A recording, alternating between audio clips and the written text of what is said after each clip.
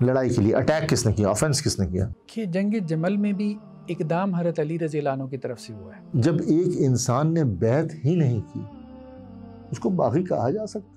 بغاوت کا اطلاق تو تب ہوتا ہے کہ جب آپ نے بیعت کی ہو اور بیعت کر کے آپ نے اس کا قلادہ جو ہے وہ گردن سے اتار دیا۔ امیر معاویہ رضی اللہ تعالی عنہ اس بات پہ تیار تھے کہ آپ کے سانس لینے میں آپ کی بیعت کرنے کے لیے تیار۔ حضرت علی رضی اللہ عنہ جنگ جمل سے واپس لوٹے تو جنگ صفین کی تیاری شروع فرما دی۔ تو ان کو پھر باغی کہنا میں سمجھتا ہوں زیادتی ہوگی۔ یہ جو لوگ کہتے ہیں نا جی حضرت امیر معاویہ رضی اللہ عنہ نے بغاوت کیوں کی تھی، بغاوت کا مطلب یہ ہوتا ہے کہ اگلے نے کیا کیا ہو، اٹیک کیا ہو۔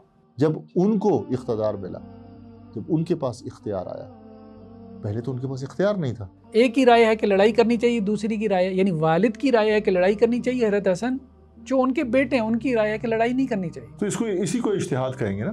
وہ یہ کہتے تھے کہ یہ حق اور باطل کی جنگ ہے۔ بسم اللہ الرحمن الرحیم۔ ڈاکٹر صاحب جنگ جمل تو آپ نے بتا دیا، جنگ صفین کے کیا اسباب تھے؟ بسم اللہ الرحمن الرحیم۔ دیکھیں ایک بات تو بالکل کلیئر ہے، مطلب ایگریڈ اپان ہے، سب مورخین نے اسی طرح سے ذکر کیا ہے، ایون کہ مخالفین بھی اس کو مانیں گے کہ جنگ جمل میں بھی اقدام حضرت علی رضی اللہ عنہ کی طرف سے ہوا ہے۔ اچھا، ٹھیک ہے، مطلب کون آگے بڑھا ہے لڑائی کے لیے، اٹیک کس نے کیا، آفنس کس نے کیا؟ مطلب حضرت علی نکلے ہیں نا لشکر لے کے، جی وہ تو جی۔ بصرہ میں جمع ہوئے تھے، وہ لشکر لے کے انہوں نے چڑھائی نہیں کی، یعنی انہوں نے اپنی پولیٹیکل سپورٹ کے پاس گئے۔ تو وہ بصرہ میں جمع۔ اسی طرح کا معاملہ جو ہے وہ یہاں پہ بھی ہوا ہے۔ یہ جو لوگ کہتے ہیں نا جی حضرت امیر معاویہ رضی اللہ عنہ نے بغاوت کیوں کی تھی، بغاوت کا مطلب یہ ہوتا ہے کہ اگلے نے کیا کیا ہو، اٹیک کیا ہو۔ حضرت امیر معاویہ رضی اللہ عنہ نے ایسی کوئی پوزیشن نہیں لی۔ ہاں انہوں نے ایک کام کیا تھا، انہوں نے یہ کام کیا تھا کہ انہوں نے بیعت نہیں کی۔ تو کیا ہم جب ایک انسان نے بیعت ہی نہیں کی اس کو باغی کہا جا سکتا؟ نہیں، میرے خیال میں ہاں اس پہ ہم نے تفصیل سے بحث کی ہے، ٹھیک ہے، تو میرے خیال میں اس کے اوپر بغاوت کا اطلاق نہیں ہوتا۔ بغاوت کا اطلاق تو تب ہوتا ہے کہ جب آپ نے بیعت کی ہو اور بیعت کر کے آپ نے اس کا قلادہ جو ہے وہ گردن سے اتار دیا، جب آپ نے اطاعت کی بیعت ہی نہیں کی۔ اور پھر یہ ہے کہ بیعت کے اوپر ہم نے کہا تھا کہ اجماع بھی نہیں ہوا تھا، بیعت پہ اجماع بھی نہیں تھا۔ اور جہاں آپ کا کیا خیال ہے اس کے بارے میں کہ امیر معاویہ رضی اللہ تعالی عنہ اس بات پہ تیار تھے کہ آپ کے سانس لینے میں آپ کی بیعت کرنے کے لیے تیار؟ ہاں بالکل تیار تھے، یہ بات موجود ہے۔ تو ان کو پھر باغی کہنا میں سمجھتا ہوں زیادتی ہوگی۔ ہاں نہیں، یہ بات تو درست نہیں۔ اچھا، یہ ہمارے سامنے مصنف ابن ابی شیبہ کی روایت ہے، جی۔ اس میں کیا ہے کہ حضرت علی رضی اللہ عنہ جنگ جمل سے واپس لوٹے تو جنگ صفین کی تیاری شروع فرما دی۔ اچھا، سیدنا علی رضی اللہ تعالیٰ عنہ۔ تو اس سے کیا مراد ہے کہ یہ اقدام کس کی طرف سے ہو رہا ہے؟ سیدنا علی کی طرف سے، حضرت علی رضی اللہ عنہ کی طرف سے یہ اقدام ہو رہا ہے، حضرت امیر معاویہ نہیں آئے۔ اچھا، ٹھیک ہے، تو اس لیے یہ بات کہنا کہ جی انہوں نے کیوں بغاوت کی تھی، تو بغاوت کا مطلب ہی ہوتا ہے مسلح خروج۔ جی جی، ہجوم۔ تو انہوں نے خروج کون سا کیا ہے؟ حضرت علی رضی اللہ عنہ گئے ہیں لڑائی کرنے کے لیے، تو ہاں یہ بات ہے کہ انہوں نے آگے سے لڑائی کی ہے، ٹھیک ہے، یہ بات ٹھیک ہے، یہ بات ماننے والی ہے، لیکن یہ ہے کہ وہ آئے ہیں لڑائی کرنے کے لیے تو یہ بات ثابت نہیں۔ یہی معاملہ ہوا جنگ جمل میں۔ جنگ جمل میں دیکھیں نا، یہ ابھی ہمارے سامنے البدایہ والنہایہ، وہ 7ویں جلد، پیج نمبر 309۔ جب حضرت علی رضی اللہ عنہ جا رہے ہیں، ٹھیک ہے، جمل کے لیے بصرہ کی طرف، جو ساتھ میں حضرت حسن رضی اللہ عنہ ہے، تو حضرت حسن جو ہے انہوں نے کہا کہ اپنے والد سے، حضرت علی رضی اللہ عنہ سے، کہ دیکھیں میں نے تو آپ کو روکا تھا کہ آپ نہ جائیں، مطلب بصرہ کی طرف خون خرابہ ہوگا، ٹھیک ہے، اور آپ بھی جو ہے وہ حضرت عثمان رضی اللہ عنہ کی طرح جو ہے وہ شہید ہو جائیں گے اور ہمارا کوئی پرسان حال نہیں ہوگا۔ تو حضرت علی نے کہا کہ آپ ہمیشہ مجھ پہ لڑکی کی طرح مہربان رہتے ہیں۔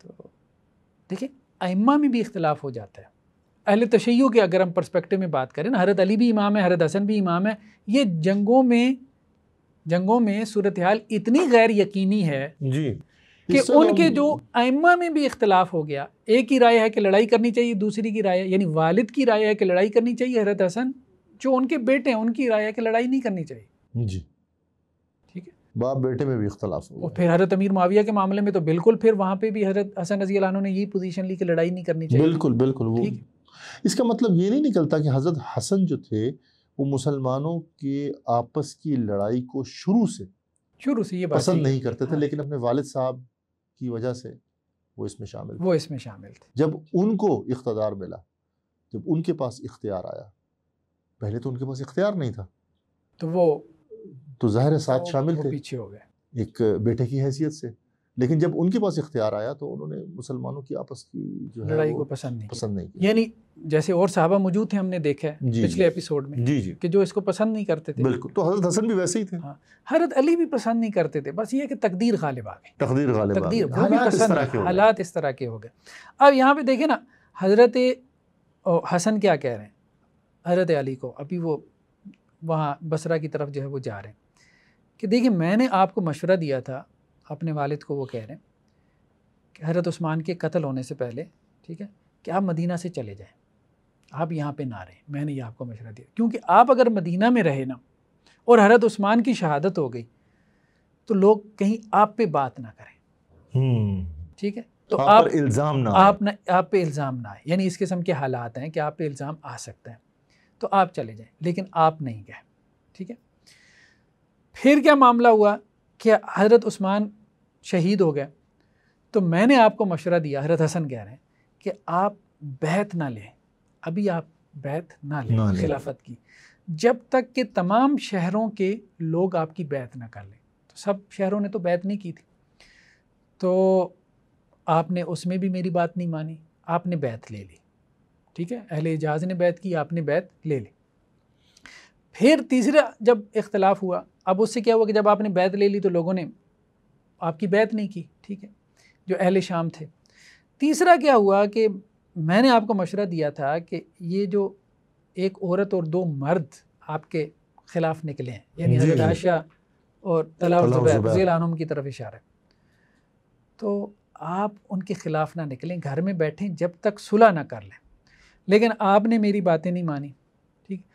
تو پھر حضرت علی رضی اللہ عنہ نے اپنی جسٹیفیکیشن دی۔ تو کہنے کا مقصد ایک بات تو یہ ہے کہ حالات ایسے گمبھیر تھے کہ اس میں اہل بیت میں بھی اختلاف تھا، باپ بیٹے میں اختلاف تھا، علمی اختلاف کہیں گے اس کو، رائے کا اختلاف ہے کہ یہ کرنا چاہیے ان حالات میں، یہ نہیں کرنا چاہیے، یہ بہتر ہے یا یہ بہتر ہے۔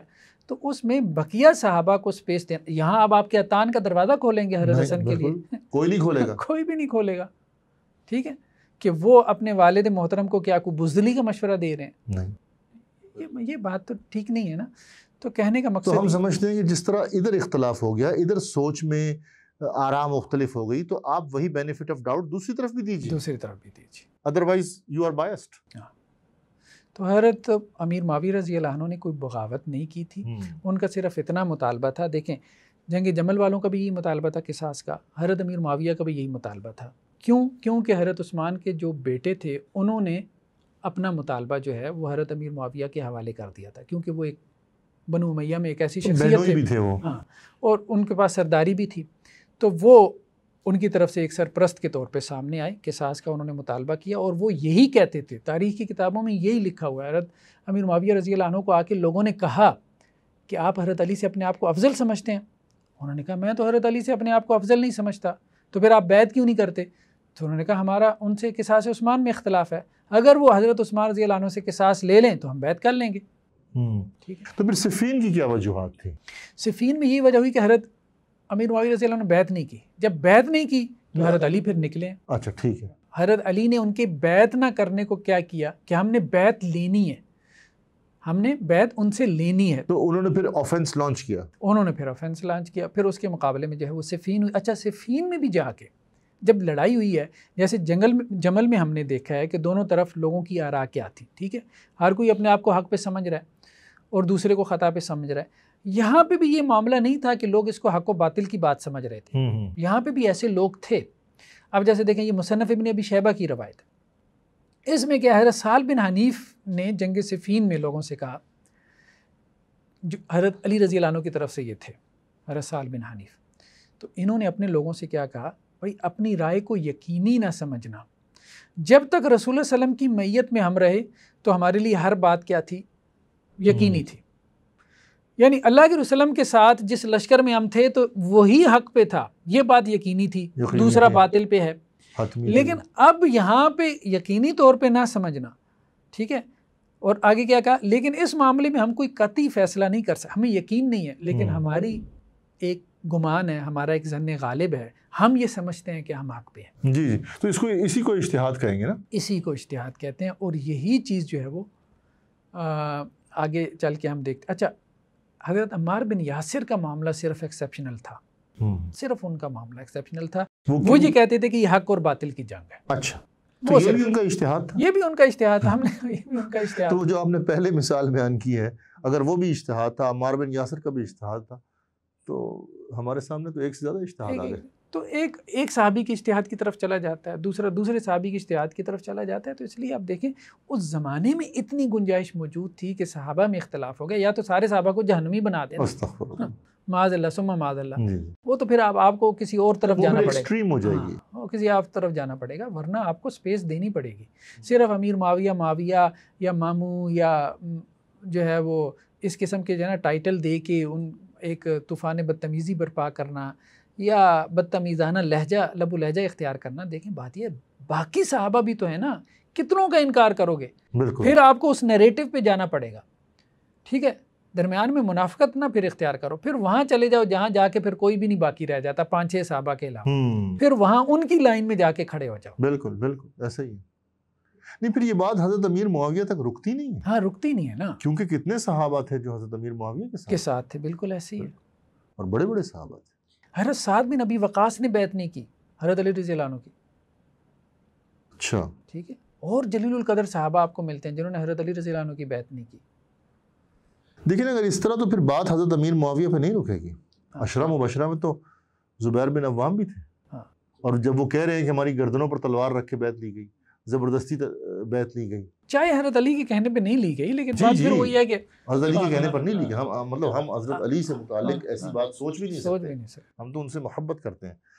کہنے کا مطلب یہ ہے کہ بیعت نہ کرنے والے یا زبردستی بیعت جن سے بیعت لی گئی تو وہ بھی تو بزرگ ہستیاں تھے. ایسے تھینک یو ویری مچ، جزاک اللہ الخیر. اب ہم نیکسٹ ایپیسوڈ کی طرف چلتے ہیں.